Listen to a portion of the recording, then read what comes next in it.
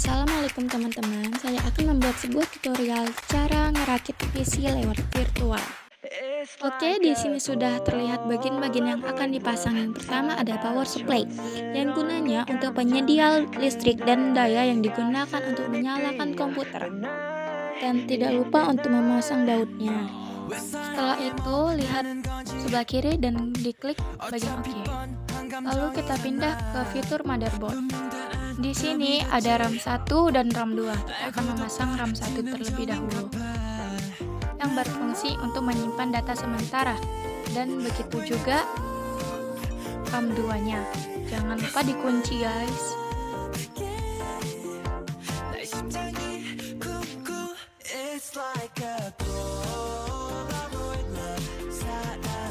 Oke, setelah itu kita beralih ke CPU. CPU adalah perangkat lunak yang sering disebut sebagai prosesor dengan kualitas teknologi yang akan digunakan. Dan jangan lupa untuk dikunci. Setelah itu, kita ke thermal compound yang membantu pendingin CPU dalam menjalankan tugasnya. Lalu ada heatsink yang berguna untuk mengatasi panas yang terjadi pada saat komponen elektronik bekerja. Jangan lupa memasang kabel yang berada di bawahnya seperti ini. Lalu tekan install motherboard.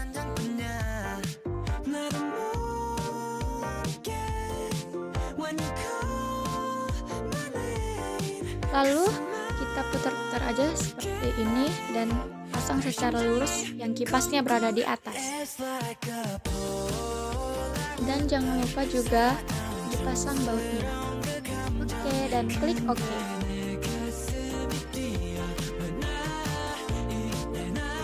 Lalu kita akan ke adapter cards. Oke, setelah itu kita akan ke internal drive. Di sini sudah ada NIC, yaitu Network Interface Card, yang berfungsi sebagai jembatan dari komputer ke sebuah jaringan komputer. Tidak lupa untuk memasang bautnya. Terus ada yang namanya wireless NIC, sebagai alat untuk menghubungkan jaringan wireless pada komputer. Dan tidak lupa untuk memasang bautnya. Lalu ada video adapter yang berfungsi untuk menerjemahkan tampilan ke layar monitor. Dan tidak lupa untuk memasang bautnya. Lalu klik OK yang berada di sebelah kiri kita. Bisa dilihat, guys.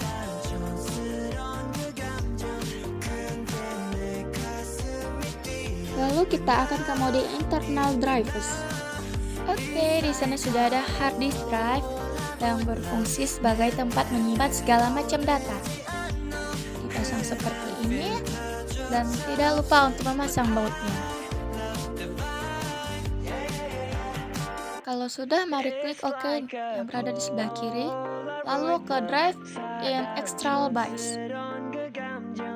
Lalu di sana sudah ada optical drive yang berfungsi membaca atau menulis data ke dalam atau dari cakram optis.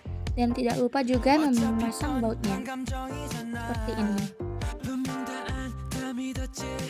Dan ada juga namanya floppy drive yang berfungsi menyimpan data dengan memori terbatas yang hanya mencapai 1,44 MB saja. Dan tidak lupa untuk memasang bautnya seperti ini. Lalu klik OK yang berada di sebelah kiri, bisa dilihat. Lalu kita ke internal cables. Lalu bisa dilihat di gambar begitu banyak kabel yang harus dipasang satu persatu.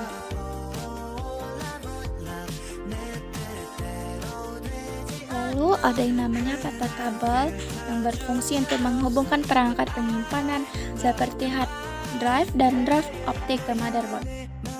Lalu ada yang namanya floppy kabel, berfungsi untuk menghubungkan satu atau beberapa floppy disk ke komputer.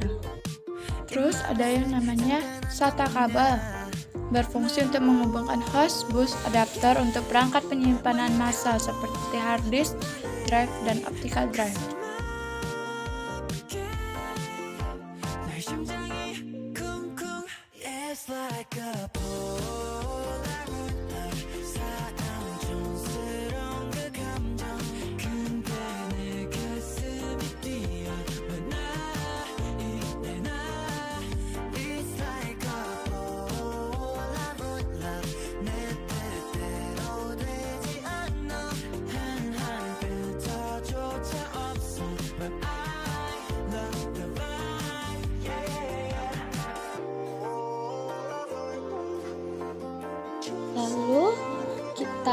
ke fitur external cables.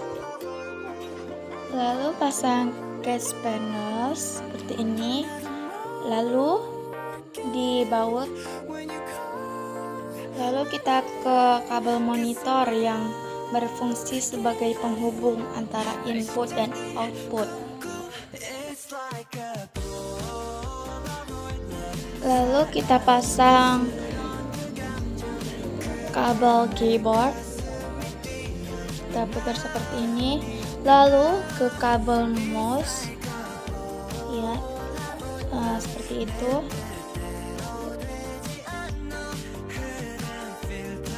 Terus ke kabel USB, dia masangnya harus memanjang gitu. Lalu ada kabel Ethernet, kita pasang seperti di video.